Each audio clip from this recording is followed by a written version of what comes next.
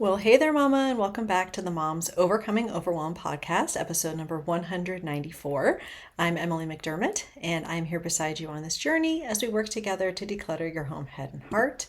I am back again with our room by room series, and today we are going to be talking about the kitchen. So there's several aspects to the kitchen. The kitchen certainly is the heart of the home, and there's a lot going on in there. So let's make sure we can make it clutter free. So grab that notebook and pen, and let's dive into today's episode. Hey, Mama, are you tired of your cluttered home and mile-long to-do lists but are too overwhelmed to know where to start? Do you lack the time and motivation and don't think you'll ever conquer the clutter? You're in the right place. I'm Emily, wife, boy mom, and declutter coach who has overcome the overwhelm in my own life through decluttering and simplifying. I believe every mom deserves the peace that comes from a clutter-free home. Ready to get your life back? Let's declutter your home, head, and heart together. I wanted to remind you that we have a Facebook group of, I think, almost 800 mamas just like you that want to declutter their homes, heads, and hearts. And you can go ahead over to tinyurl.com/moms overcoming overwhelm. And we're going to be starting a new challenge on Monday, June 9th. So head on over there. And let's go ahead and chat about the kitchen, shall we? So normally I recommend that we sort of break down the kitchen decluttering into 3 phases. First phase is food. Second phase is things that we use to actually eat. And the third phase is appliances and gadgets. Okay, so let's dive into the conversation around food. Now, we want to start with the big daddy, the fridge. You probably saw that coming. So we want to take everything out if you can. If you can't because you only have like 10 or 15 minutes to work in the space, then you can do it by shelf. You can do it by category, like condiments, for example. And you want to throw out anything old, gross, anything that smells strange. Again, paying special attention to condiments or, sauces, like things from takeout that you maybe don't use or maybe won't ever use. And once the food is out, then you want to wipe down the shelves or the drawers in the refrigerator because they can kind of get sticky and gross in there, especially with kids. And as you're putting things back, you don't necessarily have to put them back exactly where they were. You want to think about accessibility and also grouping like with like. So we actually have a drawer in our fridge that's for healthy snacks for the kids, and it's accessible to them so they don't have to try to get on their tippy toes and reach up high. So just thinking about how do I want this to function, what makes the most sense, and then you can go ahead and group like with like. So we keep our bread products all together, we keep our fruit and vegetables that are cut up all together. We use the drawer for our meats and cheeses, just making sure it's in some sort of logical way so that people can easily find what they are looking for. Then we're going to move to the pantry.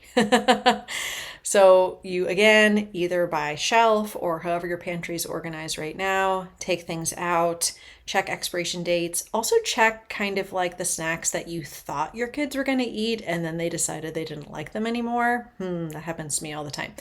And you can put things aside to consider donating to their school or a food bank, or even buy nothing. A lot of times people will take extra food from there.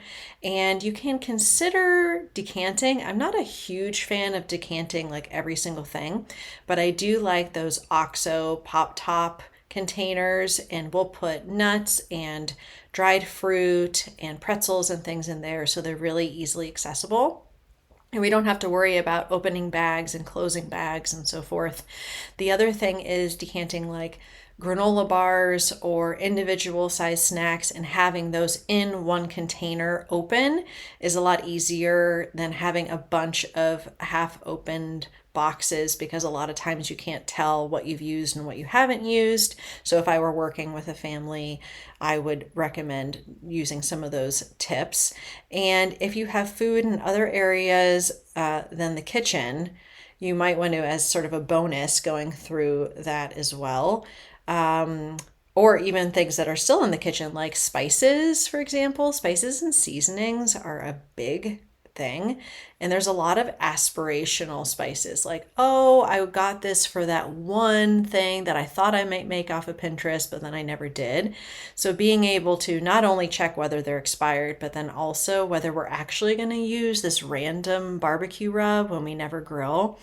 It's sort of just really looking at the things we use the most and having those accessible. Okay. So that's food. You're like, that's going to take me a year. No, just doing it in short spurts, little by little, will help a lot. The next phase is the things that we use to eat. So that would be plates, glasses, mugs, utensils, servingware, etc. And here we go back to the 3 F's. I'll link in the show notes the episode where I talk about this. We ask ourselves, how do I want the kitchen to feel? How do I want it to function? How do I want things to flow? So what do we want to be doing there? We want our family to be able to eat healthy meals. Perhaps you want a space where people can do their homework. You want it easy to clean and maintain. So we want to think about this as we're looking at the amount of stuff that we have in the kitchen. And functionality is really key. Being able to know that people can get things easily that need to get it. So if you have young kids, perhaps using some of the lower drawers for things that they use often, like their cups or their plates. I know for our kitchen, we have the plates that my kids use for snacks a lot on like the lowest part of the upper cabinets. So just understanding functionally what makes sense, and then using the limitations of your kitchen as a boundary for what you're keeping in there. You want to decide how much space you're devoting to each subcategory, because there are things that can definitely multiply.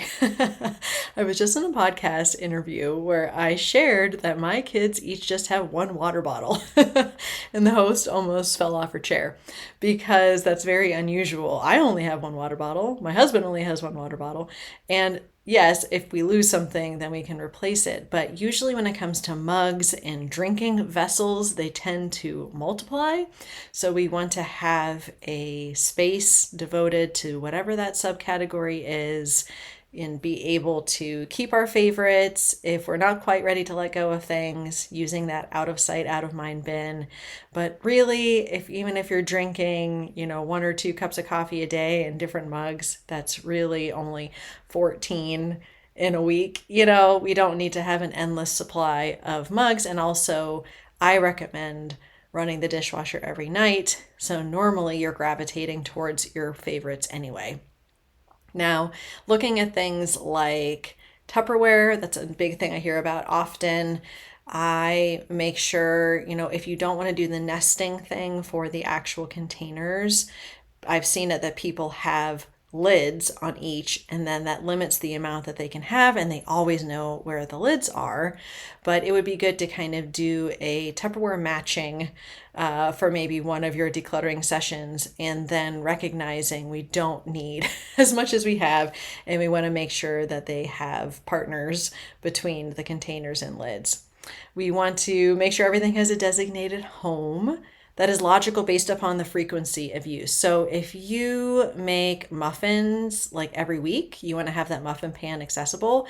But I have like this bundt cake pan that is maybe like a once a year thing. So we need to maybe not have that front and center. We can have that less accessible, and that's okay. A lazy Susan in the corner is great for that, because you can kind of have things you don't use as often, perhaps in the back. And then just being realistic. We do not host very often. We host for Easter, and that's pretty much it. So do we need all of the servingware that we got from our wedding? No. And I have been able to let go of some of that just because we don't have a ton of guests coming over, and that's okay. So just really paying attention to your aspirational servingware and your dishes. And I have heard it recommended that you can do an experiment and keep a limited number of plates, utensils, mugs, glasses, and so forth. Put the rest in an out of sight, out of mind bin, and have that dishwasher running just once a night, unloading it in the morning, and just noticing how much easier it is with less, just less. So it might be something to try. The last thing I want to mention in this phase is if your countertops are often cluttered, maybe considering like zones. And I've learned this from Kendra Adachi. I will make sure to link to the episode that she recently had about keeping her kitchen tidy because there were some really great things in there. But she has, a clean dishes zone and we have a drying rack as well, but she also has a dirty dishes zone. So instead of having dirty dishes all over the place, her kids know to bring it to this dirty dishes zone that's like beside the sink.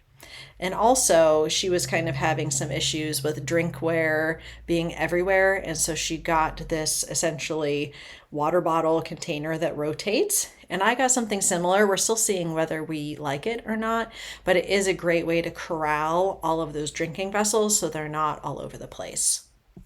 Lastly, we're going to move to phase 3, which is appliances and gadgets.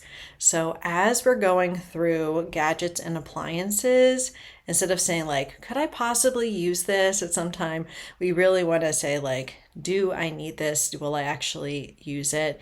And getting rid of anything that does like one specific small thing, unless you're doing that frequently. Like I use the citrus press a lot for limes and lemons. So even though it does one thing, I use it frequently. And I'm going to link to an article about how to reduce the number of unitaskers, those are things that only do one thing, to kind of streamline your kitchen. Because of course, if you go to the Container Store or I guess Bed Bath & Beyond when it existed, you can buy a gadget for anything, but that doesn't necessarily that you need, means that you need to. Now, when it comes to appliances, the question is, how much should I keep on my countertops? I hear this a lot. I would recommend keeping the things that you use daily on your countertops and not more than that.